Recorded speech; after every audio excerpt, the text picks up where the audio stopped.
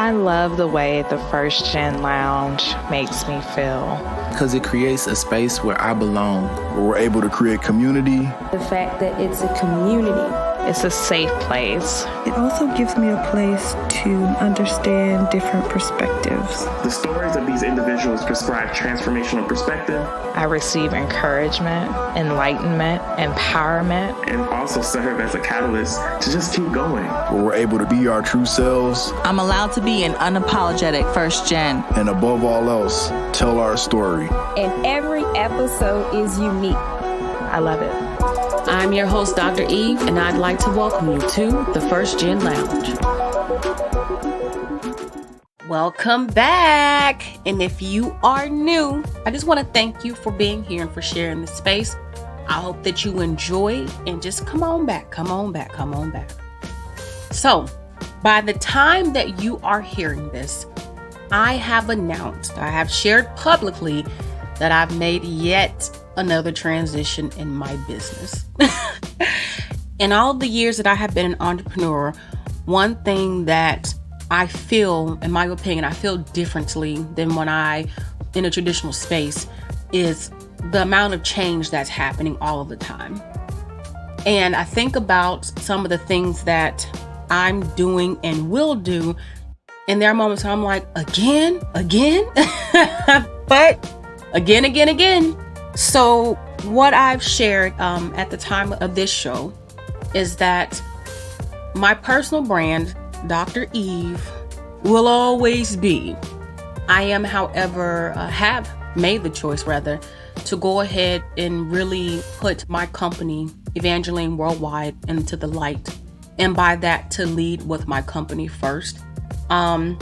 And if you don't know, this would probably be a good time to share that essentially the way things are set up with me now, Dr. Eve is actually like an entity of Evingerlean Worldwide. But needless to say, I was thinking about some things and really processing how things are, how I want things to be. And it was inevitable that I made this change. I knew that it was coming one of these days, but maybe not even in this way. And there was some fear, with making the change to, again, put Evingerlean Worldwide first. But again, if you've been paying attention, if you've been on this journey with me for a while, then you can see that Evingerlean Worldwide has definitely been easing its way onto the front.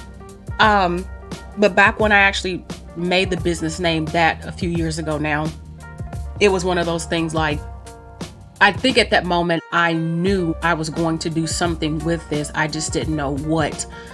So then comes clarity. And with the moments that I've had to just again reflect and grow and think about all the things, it finally made sense. And so just easing my way onto it. But if I can go back for just a moment, and, because I'm not sparing you all the details, because a change has happened. That's really the point. A transition has happened. And yet again, I was making this change. Like, it started with the business name, and then I moved into having changed my email domain, right? Something like seemingly so simple, but a thing that, again, it was a progression. And then it was like, okay, now I'm going to introduce myself and put the business here rather than I'm just a speaker. I'm the founder and chief strategist of this company, which actually houses all of my projects. So the First Gen Lounge, First Generation University, the First Gen Shop, my brand is Dr. Eve, and all of my signature programs are all under Evingerlean Worldwide and actually have been since its inception. But again, with all that, just thinking about changing, again, change is the only constant in life. But when I think about how have I been so comfortable with changing, that's kind of, again, where am I getting at with this? I did that. I've heard, even recently, because I know everybody has their own perspectives. And I mean, that's life, right? Think how we want to think. And there's nothing wrong with that at all. Like, see the world how you want to, because it's your world. Literally, it's your world. But I started to think a lot about, what do I do when it's time for me to navigate change? And how do other people process change? And so we know the seasons change. We know that the only thing that's guaranteed in life is that things will change. But I know sometimes some of us have a harder time with change than others of us do. I'm also the young woman who moved, like I was cool with like, hey, going to college, left college, I'm going to Mississippi, I'm going to go here, I'm going to go do this, I'm going to do that. Like I like change. It excites me. It's an exciting thing. And so I welcome change. So then again, how do I get to that? How do I process change, or how do I make sense of change? So for you who may be changing or going through a change right now, going through a transition, and maybe if it's even not now, just in the future, some things to consider. At the end of the day, what does this change mean for you? What does it symbolize? And how does it align with what you envision for your life, or for whatever that next thing may be? So I'm thinking about change. One of the things that comes to mind, of course, since we're just there, is the business. What do I see for my business 5 to 10 years from now? And is the person I am now, the way I'm functioning, operating, moving now, does it make sense for the vision? Does it align? And if I can answer that with yes, then nothing needs to change. But if I'm looking at this saying, I don't think so, then maybe perhaps something to change, but then what, right? So then you say, well, what is it?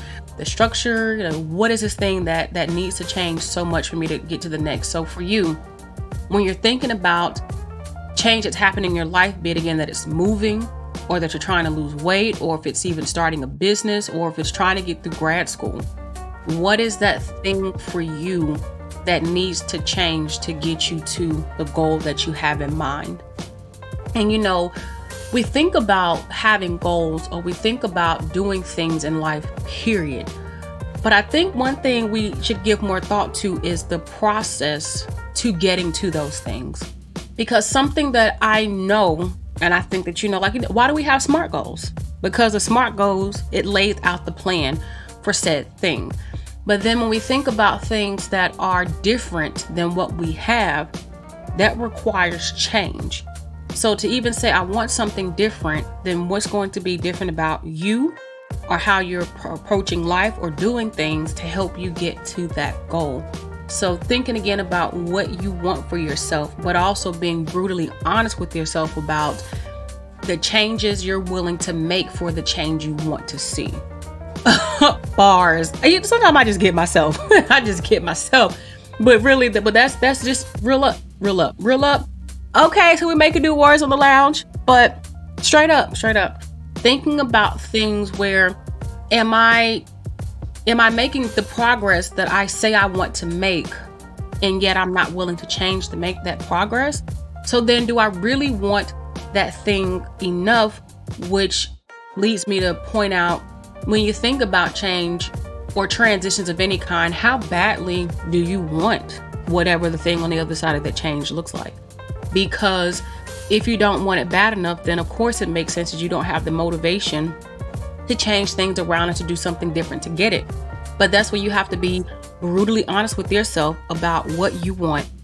And it's what you want, not what's going to be best for your spouse, or your partner, right? Not what's best for the kids or mom and them, but being brutally honest with yourself about what you want, because you have got to be the one to deal with the ramifications of whatever said change is. And that's not to say that however you may change, or whatever thing you may want doesn't have the ability, or it's not going to have implications, for other people, right? Or for other things. But that is to say that you got to do what's best for you. But even if you say that this person or this thing means more to me, then that's what's best for you. And it ain't none of my business, right? But again, how badly do you want that thing? Because is your willingness to change then different? And I don't know if people really think about the fact that some people are okay with what they got, where they are, what they have, whatever. And that's why they don't change, because they found what makes them comfortable, or they found what they're happy with. They have contentment. And I think that's the other thing why we have to be mindful not to push people to say, you need to change because maybe I like the way this is. One reason I hadn't changed my hair, I must like it. I love having my hair cut the way that it is. And when I discovered that about myself, it is really hard to convince me of otherwise. Like there's no convincing me that I need to grow my hair out. It just does not make sense. That's not a change I'm interested in, point blank and period. Right? But change is a thing that, again, you have to desire it, and some people just don't. So again, if you know that you don't, however, is it okay for you to find it within yourself to be good with whatever situation you have or what things may look like, that it is what it is? The other thing is being able to weigh the cost. And when you weigh the cost of any change or any transition for that matter, so I guess I'm using them interchangeably right now, but weighing the cost, and do you have more to gain or to lose on account of the change? So even if you say, I don't really feel really motivated to make this change, well, okay. So if you don't, understood, but is there, again, more to lose or more to gain? And is that reason enough to be motivated or not, one way or the other?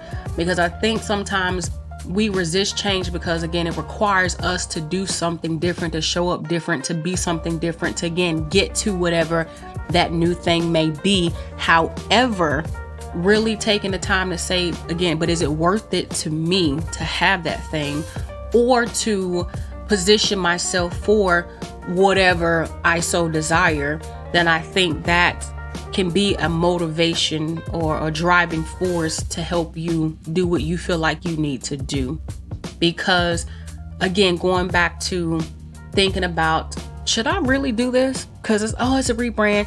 Nah, it doesn't really feel like a rebrand to me. Not at all. Maybe it is, and I'm just in denial. But for me, moving to have Evingerlean worldwide really sit more at the forefront and to engage as a company, is really big. And like, when engage as a company, what do you mean? Because a lot of people who have also come into the space, like, while I have a company, they've only been able to see me as still just a personal brand and just a speaker.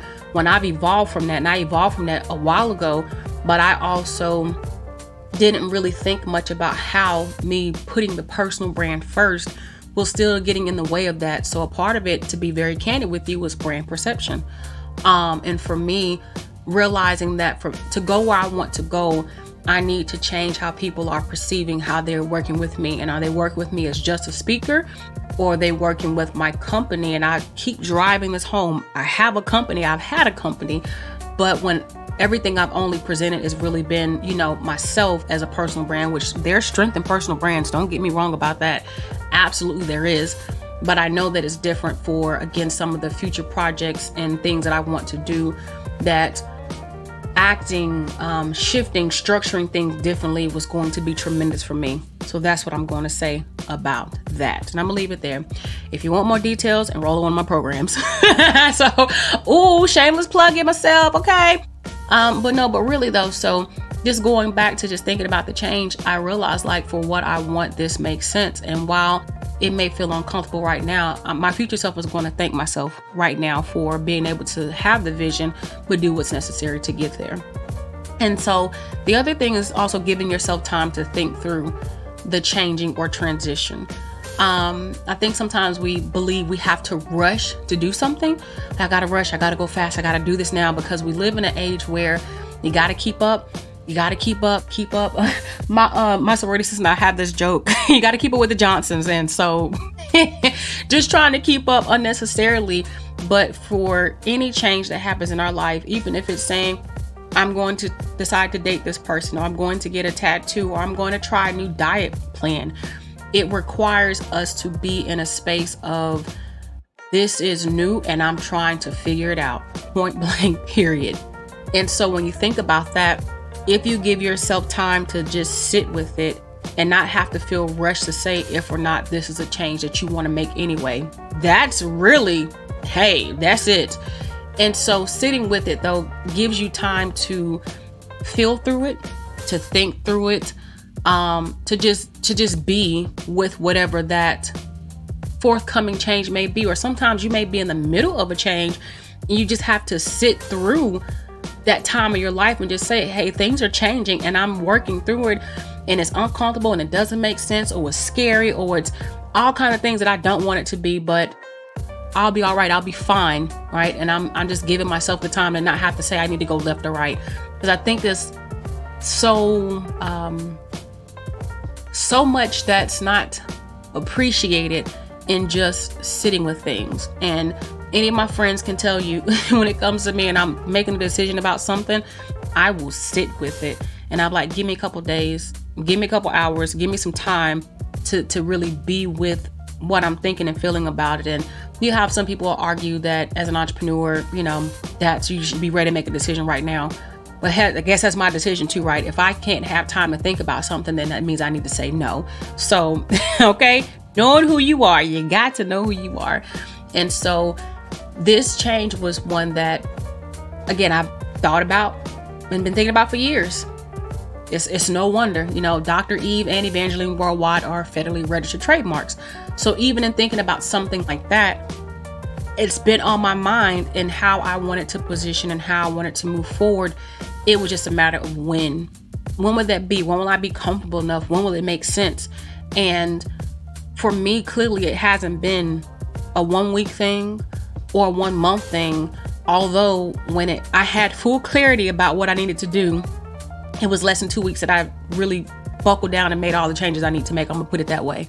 But everything was already in place for me to be able to do that. So I think that's a part of what makes it so powerful and profound, for lack of better words, because the foundations were already being laid. So it was kind of like, okay, now stop playing, boom, go. And so thinking about, again, the change thing, if we go back to 2020, when Evingerlean Worldwide was first even introduced to the world at all, here we are at the point of this recording, 2 years into being that, and to think now everything is finally catching up, including myself, my thoughts, my feelings, how I perceive myself. 2020 was wild. You know how the past couple weeks, you know how the past couple of years have been. And so even thinking about just the intensity of the transitions, it's been real out here in these streets. But also, what I can say with full truth, and I'm okay with sharing, is that 2020 really woke me up to thinking about what I did need to change. Because as an entrepreneur, I don't want to go through what I went through again. I don't want to go through what I went through again. And nobody could have predicted that what's been happening over the past couple of years was going to happen. Well, people could. I'm gonna say regular folks, we couldn't have predicted it. Somebody knew it was up. But for what it was worth, it really forced me to think deeper, think bigger, think in ways different and outside the box. But it really challenged me to grow. And I'm grateful for what has happened. And while, again, a slightly slower transition, it was just one, rebuilding confidence, because if you watch your business literally fall apart overnight, it does something to you. But also giving myself time to feel through that, but to also make sense of what I'm doing, but to also learn how to really think through the future more, and to really think through what lies ahead. Like, what really lies ahead for me? What do I hope for? And is how I am now going to be good for 5-10 years from now? So be it that you're thinking about that personally, you're thinking about it, as an entrepreneur, business owner, professionally, whatever that looks like for you, it's really worth sitting with it and being brutally honest and weighing the cost. So you get to do all those things when you sit with it. But needless to say, I invite change because, again, I know change is the only thing guaranteed in this life. But also change requires us to grow. It requires us to look at the world differently. It requires that we be intentional about how we live and about how we show up. But more importantly, that we are intentional about our life. Change is a great opportunity to be intentional. So all of that to say that if you have been looking for a sign about what to do, maybe this is your sign. Boo-boo. Maybe this is your sign. I don't know. But really, no matter what you end up doing, just remember that you got this, and you're only ever doing the best you can do at any given time that you can do it. That's what I trust. That's what I know. That's what life then taught me. But in the meantime, go and do me a favor. If you enjoyed this, share it with somebody you love. Go ahead, share it with somebody you love, because that's how we help each other to grow. And also, don't forget to go and check out the First Gen shop. I'm telling you, go check out that shop. It's one of my favorite things, one of my favorite projects right now. And with all your changing, you can go get one of those notebooks and you can just sit and you can journal, or you can go ahead and get 27 moments of reflection. If you're undergraduate, get the one for scholars. If you're a professional, get the one for graduates. And so you can just sit and reflect and just grow. And I didn't even have that plan to plug in here, but you see how that worked? Come on, clap it up for myself. But really, that's it. That's all. Before I go, know that I love you and I appreciate you. And I want you to keep pressing forward. All right, I'm out. Peace.